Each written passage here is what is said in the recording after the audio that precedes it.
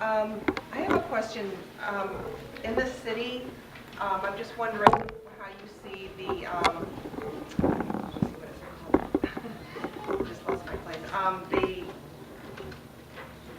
What is it called? The school board. The school board is all appointed by the mayor. And I'm wondering what you see in the future, if it should continue to be that way, or if they should be elected by the parents, because I just feel that in Boston, there doesn't seem to be much accountability of principals and administrators to parents, because there's not really a check and balance system as there would be in a town where you have selectmen who are accountable to the voters. But in Boston, it just seems like there's not much accountability, and that seems to be, in my eyes, one of the reasons why. I'm just wondering what your opinion is on that, and if you would make any changes to that. Sure, since I'm the last male up here. I am in favor of a hybrid system. I don't want it to be too political. I'm concerned about that, but I have been won over as this campaign is going on from listening to people. I originally started out with this campaign sort of maybe thinking maybe the city council could vote on the school committee, and but then that makes it still directly political. And I would be in favor of more of a hybrid system where we have appointed and then maybe 2 or 3 elected. I also support the hybrid idea. I think that it should be a higher number of elected officials, though. I think that when it's appointed, it's too political, believe it or not, as much as elected becomes part of politics. But you've got people that are directly connected to, and I think many times solely responsive to the mayor alone. And I think having that sort of single voice on a school committee, it can be very destructive. When you have an elected portion of that school committee, those elected people are responsive to the community that elected them. And I think that as an elected official, you are more sensitive to the voice of the community, and you're certainly more responsive, because if you're not responsive, you get voted out. Right. I agree with you. I think we need a change, because there's just no accountability. The parents have no voice. Yeah, I think there's also a way to make sure that we have, as a teacher and as a parent, that you include that voice somehow, and I'm not quite sure how mathematically it works up, but we absolutely need to have a more clear sound coming from the voice of teachers, the voice of parents, and as a teacher especially, I'm a little tired of being beat up all the time. I think that education needs to be a very firm partnership between parents, teachers, students, and community, and we've got to make sure that that voice and that commentary is heard through an elected board. I would just concur with that, and certainly that has been the power of having a youth voice on the council, although they don't currently have a vote on the school committee, and that's something that I would like to see changed. I also support the hybrid model. I had some concerns about there being perhaps a lack of continuity, but I think the hybrid might be give us the right mix of both scenarios, where you're not going to have just a rubber stamp and people have an unwillingness perhaps to demonstrate an independence, where you'll still have a diversity and representation of neighborhood, of life experience, of race, and also people who are really committed to improving education and not using our kids as a political football or a stepping stone to the next office. But I'd be remiss if I did not acknowledge that, the mayor has often said to judge him, by the state of our schools. And I think it is completely fair for us to say to any mayor that we are laying this at your feet.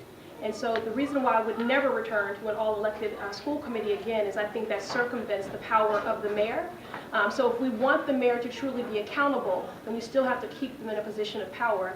You have 2 incredible candidates, so I hope you will choose wisely so that anyone that they are appointing to that school committee is someone that is going to represent the diverse interests of all of parents and teachers and students. So I completely agree with the concerns around accountability and transparency and keeping the interests of students and parents first. However, for me, that pushes me into being in support of keeping the appointed school committee.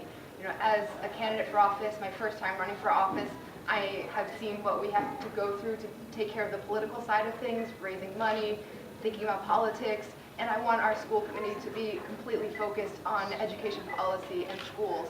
So I think that before moving to even a hybrid committee, I would want to see more of the community input on the front end in terms of selecting members to be recommended to the mayor, to be appointed to the committee. For example, there already exists a nomination committee. This committee needs to be better about really suggesting candidates that represent a diverse range of backgrounds. I would love to see a teacher, more teachers on the school committee. I would love to see the student get an actual vote. I would love to see maybe some mechanisms for school site councils or school parent councils to be a feeder into this system.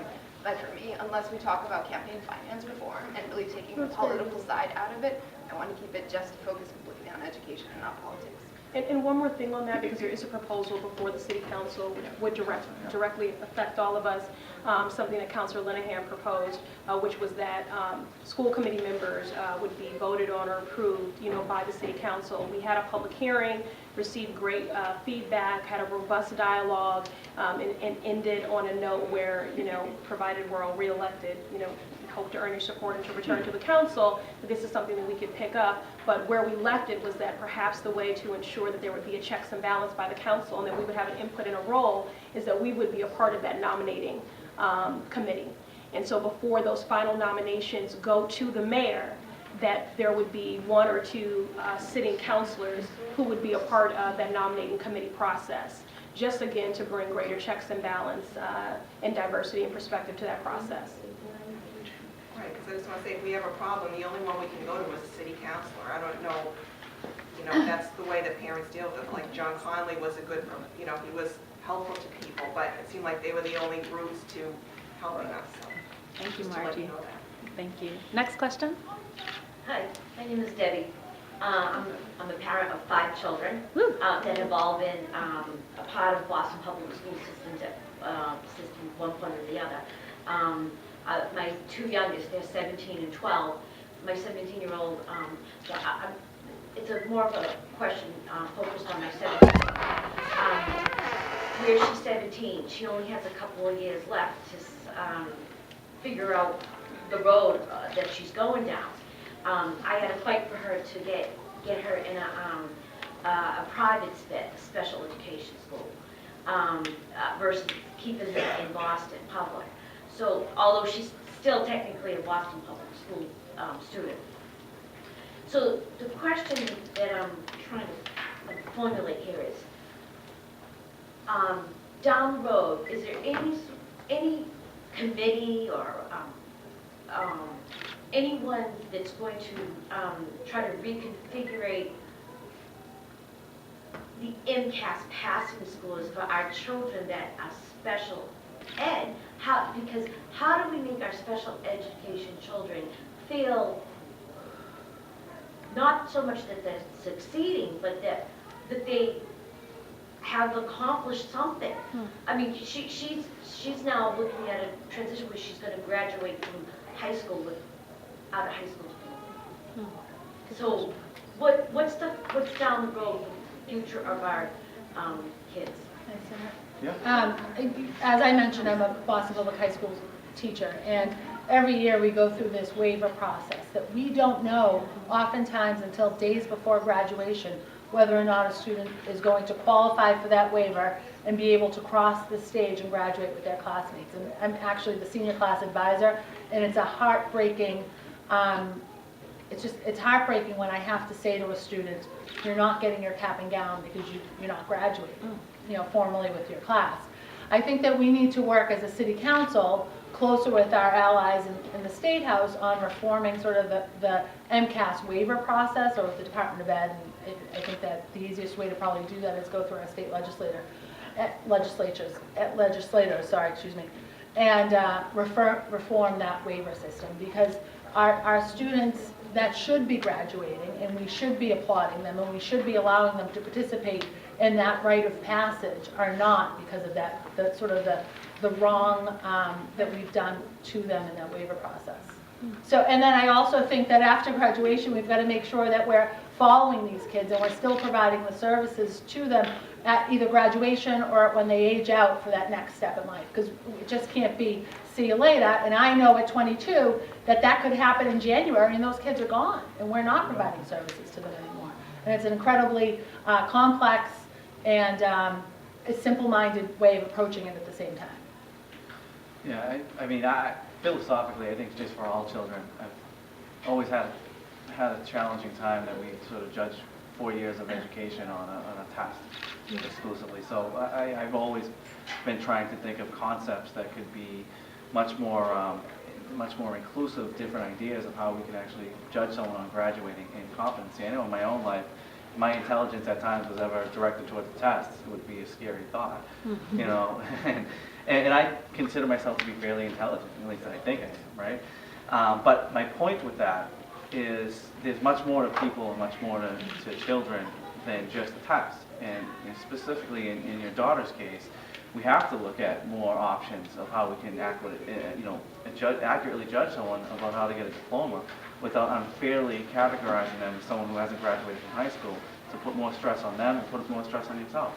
And so I don't have all the answers on this. I'm certainly not an expert, but it's something that I would like to convene a hearing to have experts come in, have parents come in, tell us what the challenges are, and try to continue to work on a progressive system that will alleviate some of these issues and give your daughter the sort of emotional uplifting strength that she needs to say, hey, I got a diploma, I'm just like my colleagues, and I can go on and pursue what I want in life. And so again, I think probably the legal solution is we would need the state's help, probably the federal government's help, but specifically with the state.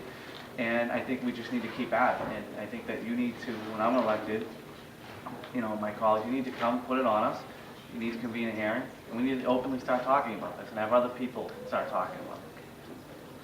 I also agree that we need to move away from the MCAS system, and I want children and students not to be judged by the MCAS scores or even by having that final goal of a degree, but really by whether they're being prepared to have an economically stable situation in their life, whether they're able to get that job after this length of preparation in the Boston Public Schools. I think there's so much more that our schools should be doing that has been distracted by the MCAS in terms of professional development and teaching them about how to answer phones in a professional manner and be a real person in the real world, arts and sports and all of that.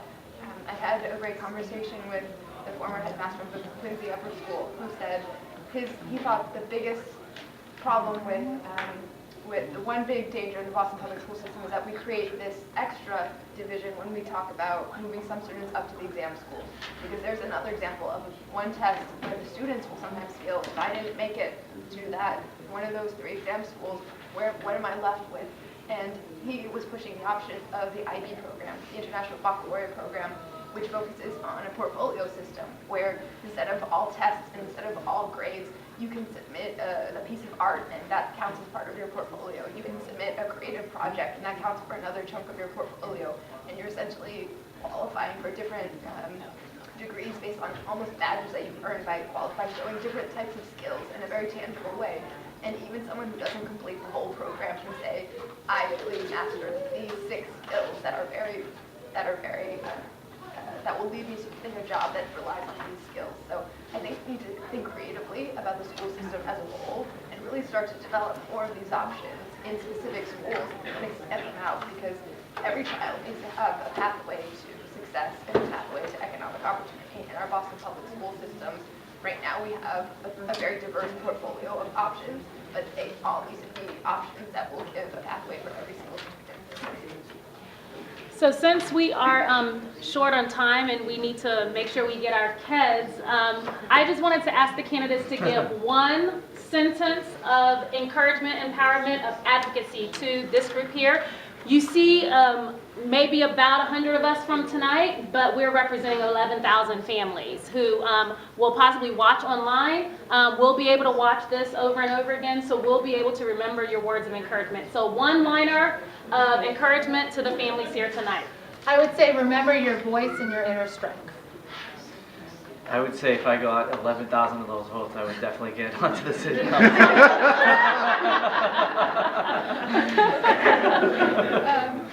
So as a legal guardian of teenage girl, I know one day your children will be very grateful for all of your advocacy, even if they might not show it at this moment, especially in the teenage years.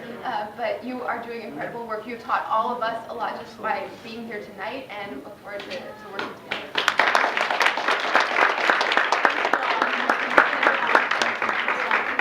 Thanks, folks, for coming. coming out tonight. Shake hands with the candidates, hug your kids, meet a neighbor, and enjoy your evening. Go Red Sox. Yeah. Oh, well, that's done, right? Yeah.